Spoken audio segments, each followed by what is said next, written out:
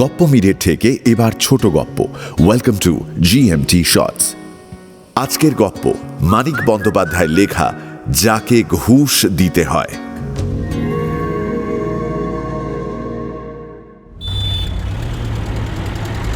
গাড়ি চলে আস্তে।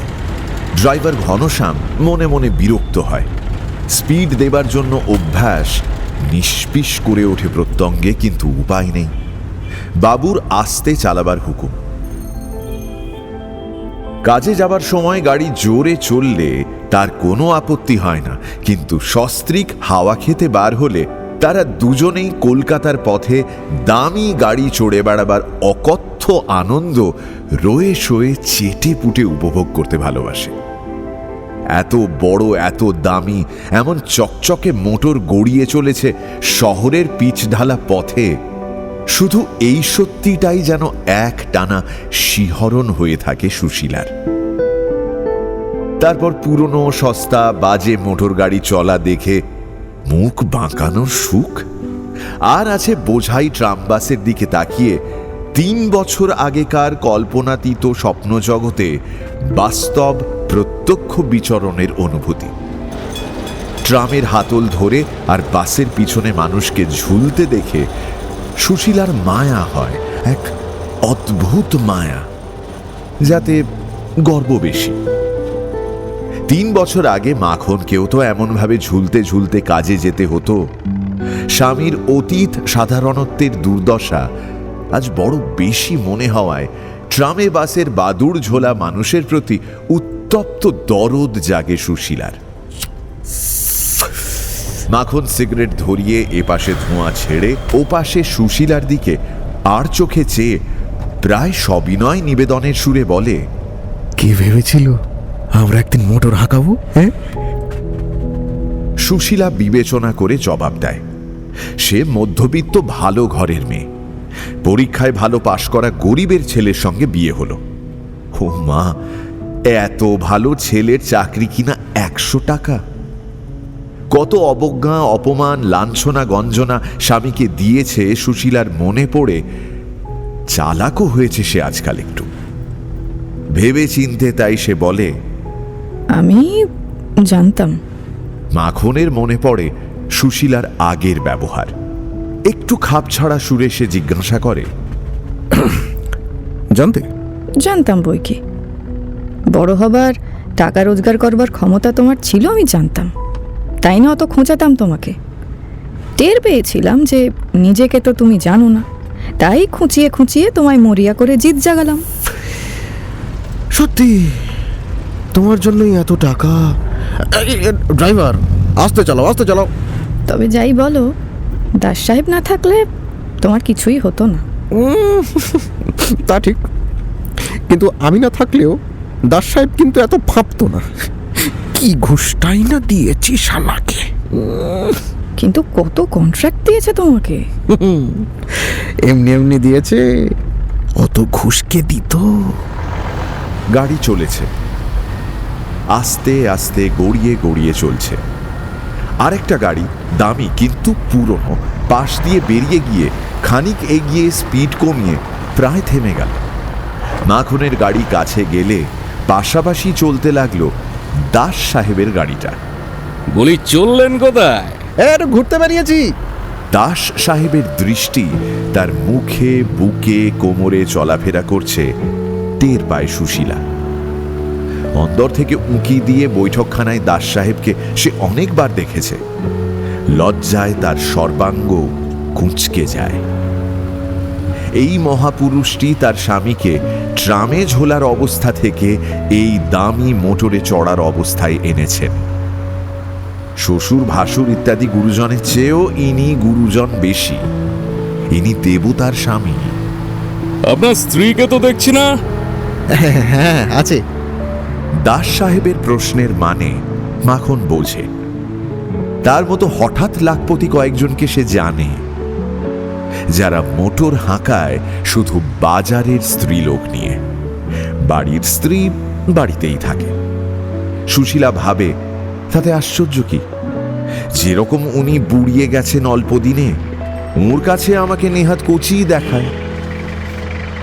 দুটি গাড়ি ততক্ষণে থেমেছে। পিছনে অন্য গাড়ির হর্ন শুরু করেছে অভদ্র আওয়াজ। দাস সাহেব নেমে এই গাড়িতে এসে ওঠে। ড্রাইভারকে বলে দেওয়া হয় এই গাড়ির পিছন পিছন আসতে। দাস সাহেব ভেতরে ঢোকা মাত্র মাখন আর সুশীলা টের পায় এই বিকেল বেলায় সে মদ খেয়েছে। আপনার স্ত্রীর সঙ্গে তো পরিচয় করিয়ে দেননি। হ্যাঁ হ্যাঁ, এই তো দিচ্ছি। শুনছো, ইনি হলেন আমাদের মিস্টার দাস, সেই বলেছিলাম। পরনের বেনারসির রঙের মতো সুশীলা সলজ্জ ভঙ্গিতে একটু হাসে, নববধূর মতো। বউয়ের মতোই যে তাকে দেখাচ্ছে, সুশীলার তাতে কোনো সন্দেহ ছিল না। দাস সাহেব আলাপী লোক, অল্প সময় আলাপ জমিয়ে ফেলে। যে চাপা ক্ষোভ শুরু হয়েছিল মাখনের মনে, অল্পে অল্পে তলে তলে তা বাড়তে থাকে। স্ত্রীর সঙ্গে একজন যখন কোথাও যাচ্ছে, বিনা আহ্বানে কেউ এভাবে গাড়ি চড়াও হয়ে তাদের ঘাড়ে চাপে না। অন্তত তাদের সঙ্গে সাধারণ ভদ্রতা বজায় রাখবার কিছুমাত্র প্রয়োজনও মানুষটা যদি বোধ করে। বারবার এই কথাটাই মাখনের মনে হতে থাকে যে অন্য কেউ হলে তার সঙ্গে এরকম ব্যবহার করার কথা দাস ভাবতেও পারত না। দাস বলে, চা খেয়েছেন? না। আসুন না আমার ওখানে, চাটা খাওয়া যাবে। মাখনের দিকে মুখ ফিরিয়ে দাস যোগ দেয়, সঙ্গে সেই কন্ট্রাক্টের কথাটাও আপনার সঙ্গে আলোচনা করা যাবে। আপনাকে খুঁজছিলাম। মাখনের দু চোখ জল করে ওঠে। সুশীলার নিঃশ্বাস আটকে যায়। আজ কদিন ধরে মাখন এই কন্ট্রাক্টটা বাগাবার চেষ্টা করছিল। প্রকাণ্ড কন্ট্রাক্ট, লাখ টাকার ওপর ঘরে আসবে। দাস যেন কেমন আমল দিচ্ছিল না তাকে, কথা তুললে এড়িয়ে এড়িয়ে যাচ্ছিল। ঈশ্বরী প্রসাদকে ঘন ঘন আসা যাওয়া করতে দেখে আর তার সঙ্গে দাসের দহরম মহরম দেখে ব্যাপার অনেকটাই অনুমান করে নিয়ে একরকম আশা ছেড়েই দিয়েছিল মাখন। দাস আজ ও বিষয়েই তার সঙ্গে কথা বলতে চায়। এই দরকারে তাকে দাস খুঁজছিল। সম্ভ্রান্ত শহরতলিতে দাসের মস্ত বাড়ি, সামনে সম্ভ্রান্ত বাগান, অনেকগুলি চাকর খানসামা নিয়ে এত বড় বাড়িতে দাস একা থাকে। বিয়ে করেনি, আত্মীয় স্বজনের সে সাহায্য করে, কিন্তু কাছে রাখে না। শখ হলে মাঝে মাঝে তাদের সঙ্গ উপভোগ করে, 2-4 দিনের জন্য ছুটি ভোগ করার মতো। যেই আসুক, সাহেব বাড়ি নেই বলে দরজা থেকেই বিদায় করে দেবার হুকুম জারি করে দাস তাদের ভেতরে নিয়ে বসায়। ঘরের সাজসজ্জা আর আসবাবপত্র তাকিয়ে তাকিয়ে দেখে সুশীলা। নিজেদের বাড়িতে এখানকার কোন বিশেষত্ব আমদানি করবে মনে মনে স্থির করে। তারপর আসে চা। এ কথা হতে হতে আসে কন্ট্রাক্টের কথা। সুশীলার সামনেই আলোচনা চলতে থাকে। গভীর আগ্রহের সঙ্গে সে সব কথা শোনবার ও বোঝবার চেষ্টা করে। উত্তেজনায় তার বুকের মধ্যে ঢিপ ঢিপ করে ওঠে।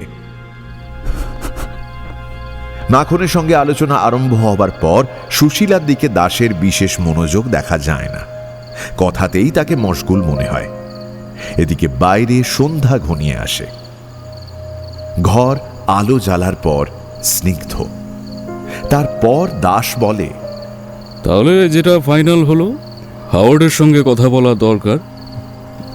বসুন, আমি ফোন করে আসছি।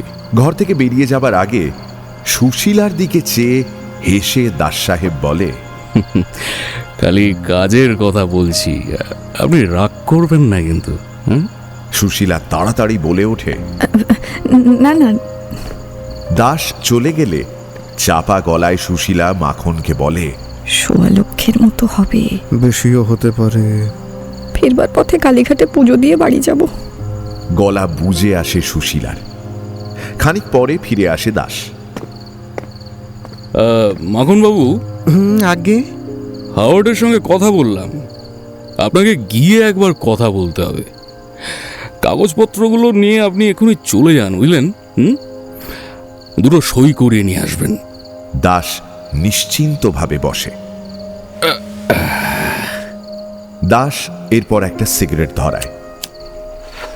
সুশীলাকে বলে, উনি ঘুরে আসুন, আমরা ততক্ষণ আলাপ জমাই। আর এক কাপ চা খাবেন নাকি? সুশীলা আর মাখন মুখ চাওয়াচাওয়ি করে। পাখা ঘোরবার আওয়াজে ঘরের স্তব্ধতা গম গম করতে থাকে। মাখন সুশীলা দুজনেরই মনে হয় আওয়াজটা হচ্ছে তাদের মাথার মধ্যে। অকথ্য বিশৃঙ্খল উদ্ভট আওয়াজ। তারপর মাখন বলে, তুমি চাটা খাও না, আমি চট করে ঘুরেই চলে আসছি। হ্যাঁ, একটু বসো বসো। সুশীলা ঢোক গিলে বলে, এই শোনো, দেরি করো না। না না না, যাবো আর আসবো। গাড়ি রাস্তায় পড়তেই মাখন ড্রাইভারকে বলে, জোরসে চালাও ড্রাইভার।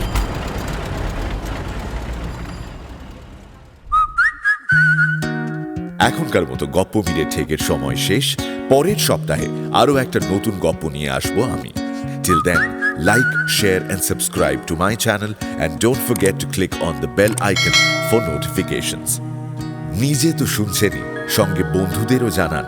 প্রত্যেক শনিবার রাত 9টায় আমি মীর নিয়ে আসি গপ্প মিরে ঠেক, আপনার গপ্পের প্লেলিস্ট।